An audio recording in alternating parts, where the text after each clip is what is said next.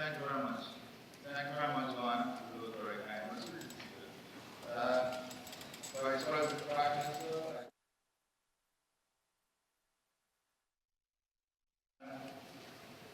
members of industry, commerce, members of private sector organizations. I don't know if we have any representative from the diplomatic community, but if there are any, let me welcome you and thank you for being part of this process. Today we are meeting at an important time when we will be refining, with your input, the people's input, our local content policy. And this is a commitment that we made during the elections, that very swiftly we'll move to a local content policy, but more importantly, a local content policy that is driven by the stakeholders and the people of our country. And today, not only here, but those who are joining us and those who will continue to join the process over the next month, we will have a participatory approach in which we'll have a document that belongs to all of us and belongs to Guyana.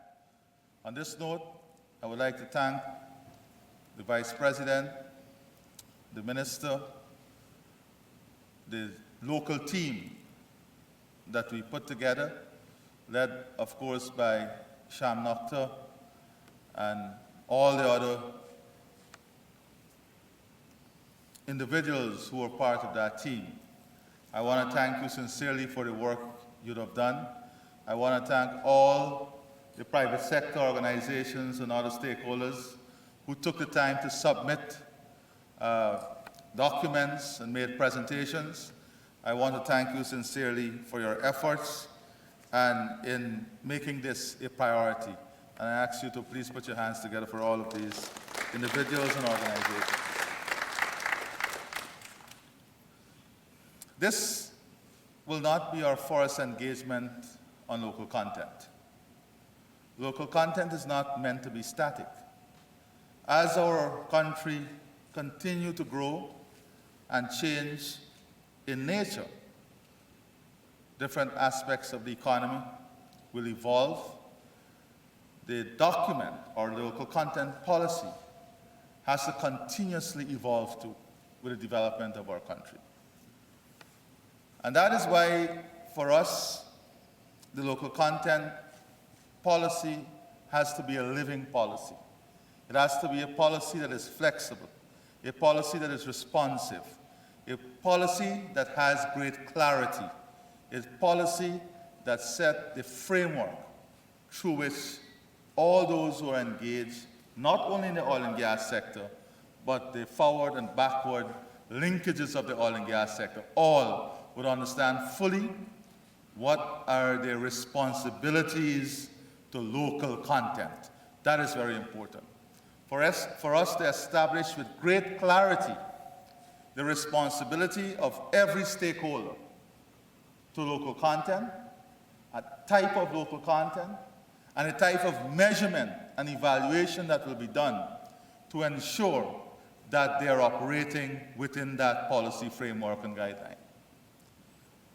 We have said a lot already about local content from the government perspective. In many of my addresses, I addressed this issue. And today really is to hear from the various stakeholders mostly. But I want to say that local content is not about oil and gas alone. If we are under the mistaken belief that local content is about oil and gas alone, then we'll be commencing the development of this document from a wrong perspective. Whilst the oil and gas sector would be one that will be critically targeted in the local content strategy, the local content strategy is an overarching strategy that will cover every single sector of our development as a country. That is why you will see there is focus on the insurance industry, the banking sector, the development of manufacturing capacity, industrial capacity, rentals, human resource transformation, training and development, not only in the areas of oil and gas, but in all the other emerging areas that will be part of our economy in which we need to build capacity.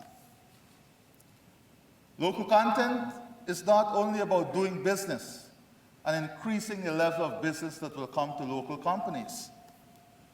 Local content is about building the capacity of local companies, giving them the capability so that they can become globally competitive, so that our business environment can become globally competitive, so that they can have the necessary transformation that would lead them to the next level of business development. So global competition is also a critical part of the local content that we're talking about. And for that, the government has some responsibilities, which we are already committed to. Those responsibilities include building a stable macroeconomic environment, improving the ease of doing business, improving the efficiency of government institutions, improving our legislation to meet the future demand of our economy, to respond to the future needs of our economy, building the institutional capacity. These are all critical parts of the local content. It's about human transformation. And we are not here without recognizing the difficulties. We know that there is an existing gap. There is an existing gap in levels of capital, an existing gap in human resource capacity, an existing gap in technology. We recognize that there is an existing gap. But in recognizing that there is an existing gap, we have to put the systems in place now to quickly bridge that gap. But in the intervening period, whilst we are bridging this gap, we are saying that we also have to define a space for local business and local participation, even whilst we bridge the gap. Very important. And that is why businesses that are coming in, we are not here to say that we want to minimize foreign investment. That will be to our detriment.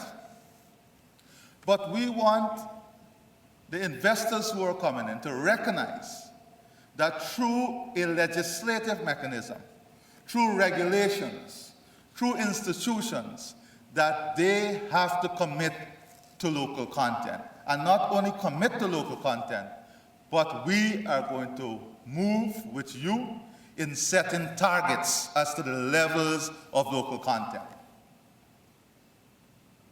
And then we have to define what is local content too.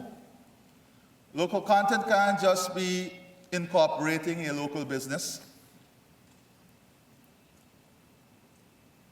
So these are all attributes of the local content that sometimes we miss, especially if you look at the discourse in the media. It is focused particularly only on business opportunities. And for this reason, the local content policy that we're contemplating must have a monitoring and evaluation mechanism. And all of this has to be done within a framework that would require the establishment of a new mechanism that will support the development of local content. So today, we are tasked with crafting a policy that is responsive to the immediate needs of our country. And I'm not, as I said, I'm not limiting this to oil and gas. It is an immediate need. And look, frankly, Guyana is one of the few countries where we have an easier environment for foreign investment. If you look right in the region, in CARICOM, land ownership is very difficult. For a matter of fact, land ownership is impossible. So there is a certain level of business from the oil and gas sector, from the forward linkage and the backward linkage of the oil and gas sector, that we have to carve out and say, these areas are completely for local suppliers. Completely for local suppliers. And I've said publicly that there are some, I don't want to say lower levels of services, but there are some services that we have done all our lives in Guyana. Brokerage services, for example.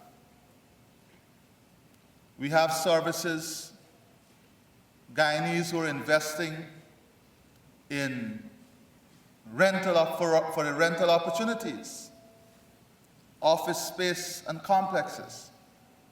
Part of the construction boom that the investors are hoping will be supported by the demand from oil and gas. And these are the low-level investors. These are not the sophisticated investors. So we have to identify that level of investors too. And in the local content policy and framework, ensure that they are protected. Ensure that the space is there for them. And this brings me now to the more sophisticated businesses in Guyana. I've said this before. For too long, we have operated at a family level in business development in Guyana.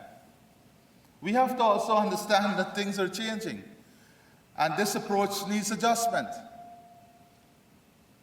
And I've called on the private sector, and I'm very, very happy that the response has been good, to now combine their efforts into consortiums. It enhances your capital, and it creates a new vehicle through which you can go after the larger scale type of development. Very recently, the Vice President and I met with the livestock, all the major livestock producers. And we said to them, listen, how is it we can create opportunities for other players, whilst at the same time reduce your input costs that comes in from export, which is the production of corn and soya and protein-based material. And we are coming up with a formula that in 3-4 years would see us capable of having the input to the feed production 100% local, produced local. The development of the logistics business chain. Very, very important, not only for oil and gas, but for the future of our economy. How is it we ensure that businesses understand the opportunities that lies ahead? Because if you don't understand the opportunity that lies ahead, then you will not be able to position yourself to make use of those opportunities. And it's for this reason, over the last 5 months, we are spending so much time to bring clarity to the vision as to where we want Guyana to be. We are spending so much time to lay out the development agenda.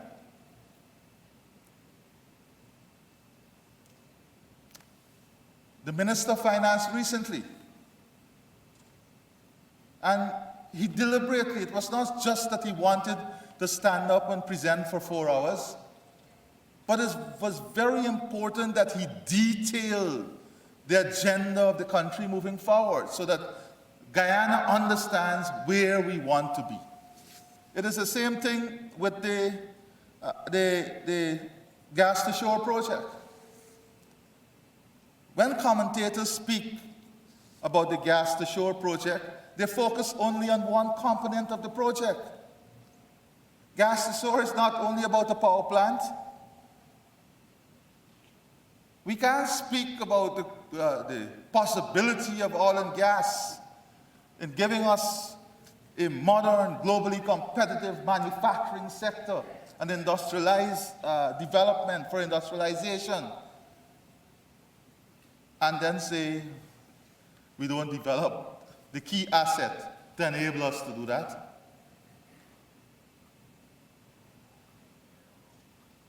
We have to develop the key assets to create the opportunities. And this is where the local private sector must look too. We've made it very clear that from the resources of oil and gas, we want to create a new economy that is well diversified, not only the expansion of agriculture and our traditional crops. We're talking about making Guyana a regional hub for health services, educational services.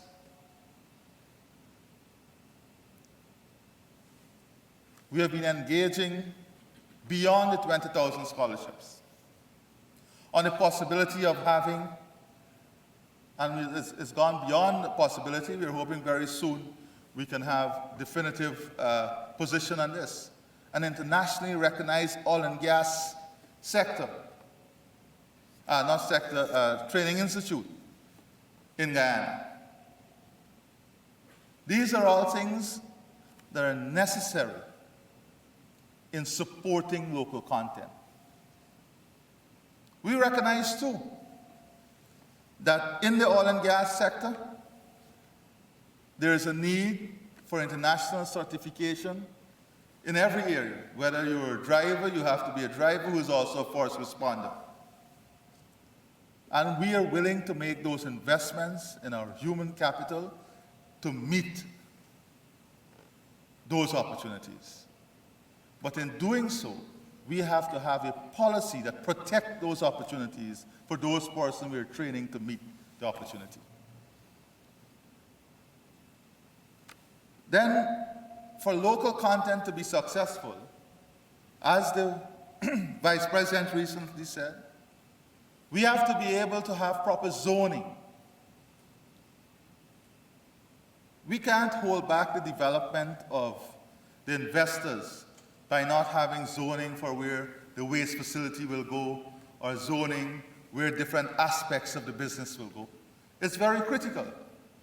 That is why in our master plan, this is also important, and it's linked to the local content policy. So that we don't create an environment in which any of the operator has the excuse to say, well, you don't have the institutional arrangement in place, so we have to go to X, Y, and Z place to provide that service. We have to be bold in making the investment, creating the environment, and creating the opportunity for those businesses to be driven back to Guyana and remove the excuse that we don't have the capacity and capability. That is also very important for us. And you know how we operate as a government by now. We are very frank. We are not here to massage the equation.